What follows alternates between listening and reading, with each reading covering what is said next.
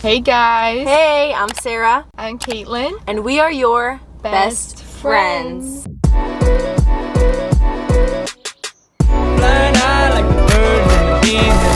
And today we are going to be talking about people pleasing. If you are a people pleaser or if you have people pleasing tendencies, we're going to talk to you about how to quit it and how to walk freely as a non-people pleasing woman or man. Let's be real, we are walking into a whole new world nowadays. The hate, the division, the politics, I can't imagine how people pleasers are feeling. So we want to set you free because walking into this new world, there's just a new normal.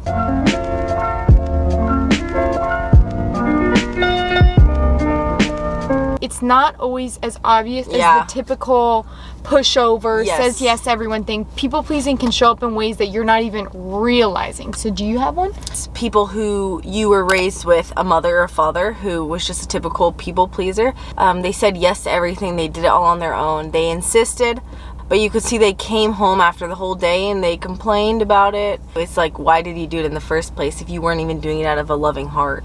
Not standing up for yourself in any type of friendships or relationships and letting other people treat you poorly.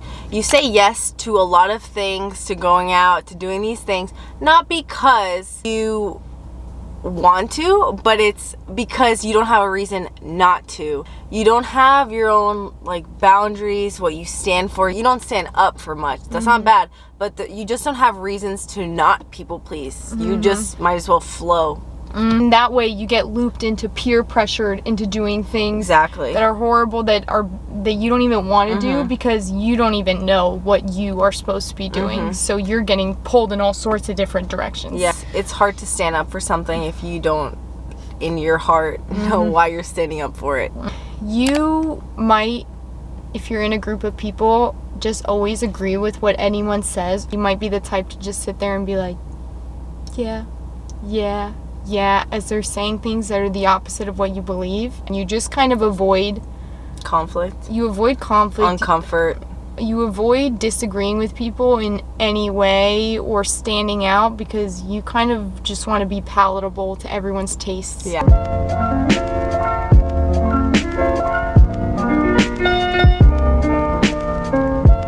If you're really being authentic, you're being yourself, you're speaking truth, not everyone is going to like you. And we all know that, but are we really okay with it? Because it's time to get okay with people not liking you, right?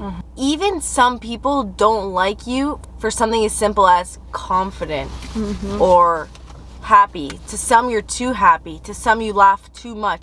So you can see, you can be hated for almost anything. Yes. And so are you okay with being yourself? Because being yourself means there will be somebody who doesn't like it.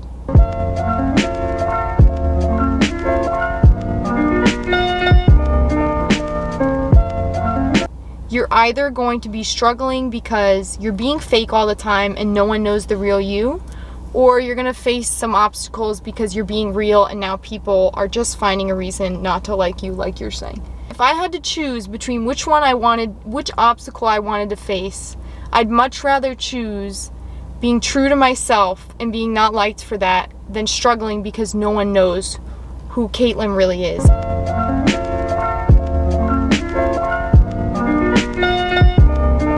Let's say you disagree with something going on in today's politics and you tell a few people this and you find one person out of the group of 10 people who strongly disagree, and actually they become sarcastic with you and they start to disrespect you.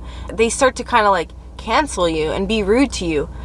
That has happened to me in the last few months. Me too. A few times. It used to hurt me a lot because it felt so messed up. Man, it's exhausting. This gave me peace. Somebody DMs me because of a story I posted. That person is treating me with hate. They're treating me with judgment. They're treating me with rudeness. And they're not even there to listen to my side. There is no excuse. There's no reason. There's no validation as to why somebody should treat you that way. I have met people who completely opposed what I believed and thought of, but yet sat at a table with me and I felt the genuine love in them listening to me.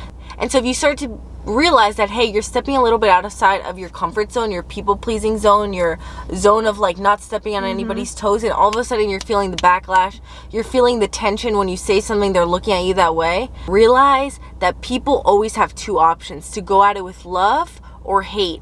And you will find some people go at it with hate, and it has nothing to do with you. Yep. And seriously, everything to do with those dang people. They're the ones filled with, seriously, they're filled with bitterness. They're filled with anger. They're filled with frustration. Let us actually become so powerful in praying for them.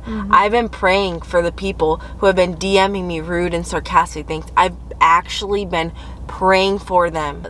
Let's love and pray for the people who even go as far as to curse us and to hurt us. Because the goal is for us to not just love the ones who love us, and to just have conversations with the ones who are on track with us.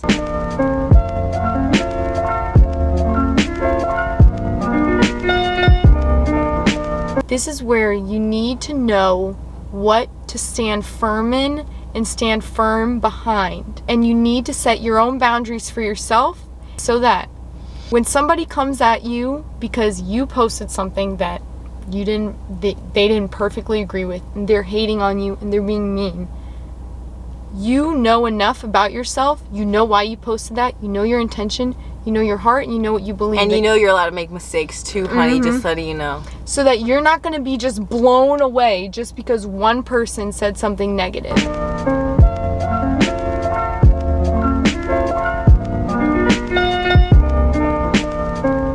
Let's say all your friends are drinking to get super drunk all the time, and you don't want to do that anymore. You want to be the person who goes to parties and doesn't drink and still has fun. You have to make that decision for yourself before you walk into a group of people, so that even when it feels uncomfortable, even when you feel a little bit of judgment, maybe snarky comments from people, you've already decided with yourself and God what you want to stand for, and what decisions you want to make for yourself. If you are struggling with being a people pleaser, I encourage you to just sit down and start asking yourself the tough questions about what you need to stop people pleasing on. Yes.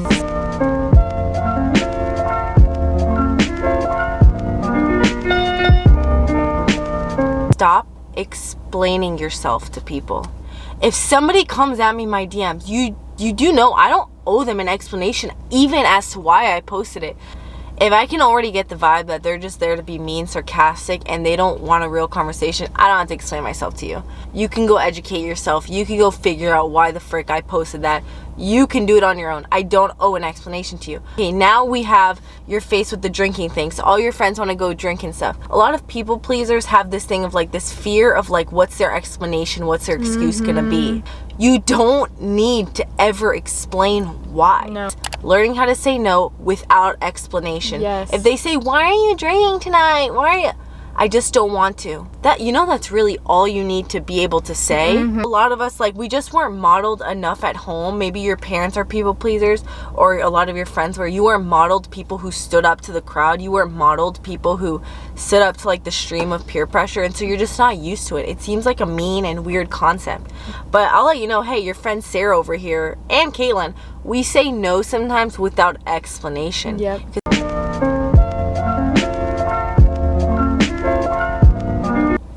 Next time you feel yourself about to make a decision that you know is going to please others, stop yourself and just ask, if I was alone and this decision was totally up to me, you could have it your way. What would I do? What would I say? And a lot of the time you'll probably find that that's going to directly contradict what you were about to do in the moment, because you realize that you were just making a decision to please others.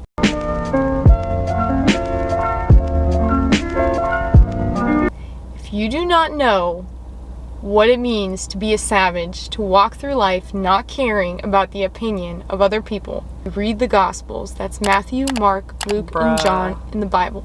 No better book. Listen to the way Jesus spoke to people. The way he had a lot of haters. Okay, listen to how he They put him on a dang cross, people. He was the perfect example of how we need to walk through life as loving people, but not doing things to seek their approval. The way Jesus handled those situations, it's amazing.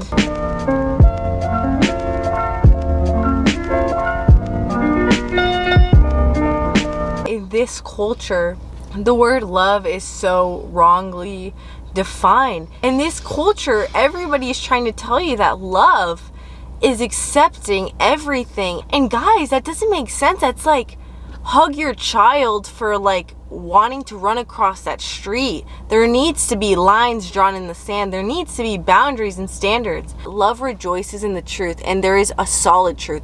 There's not my truth, Kaitlyn's truth, her truth, his truth.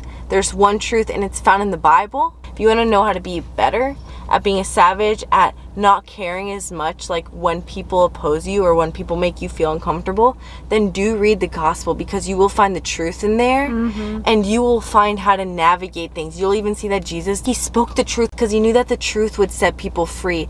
Acceptance doesn't set people free. The real reason why people pleasers are struggling more than ever is because we're just confused. The culture is really changing, but the word of God doesn't change. Love is not agreeance. So people pleasing, just because if you're agreeing with everyone around you, you are not showing love to those people, especially if you are agreeing with dangerous behavior, by the way.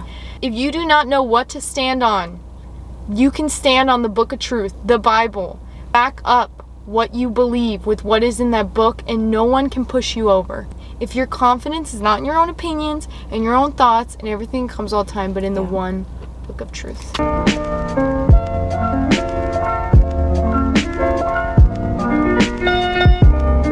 When we say like being savages, we're also not those girls though who are just like telling everybody they're wrong and just like spitting out facts. The way that we do it is we communicate kindly, we communicate the right way, and we also listen more than we speak. Yes. So I just want to throw that out there just in case you got a hinge of like, okay, I need to be sassy or something. No, we speak the truth in love. Really do. Love Gently. is gently. And lastly, what you need is good friends who will like link arms with you when you are faced with tough times and with people who are mean to you and challenge you.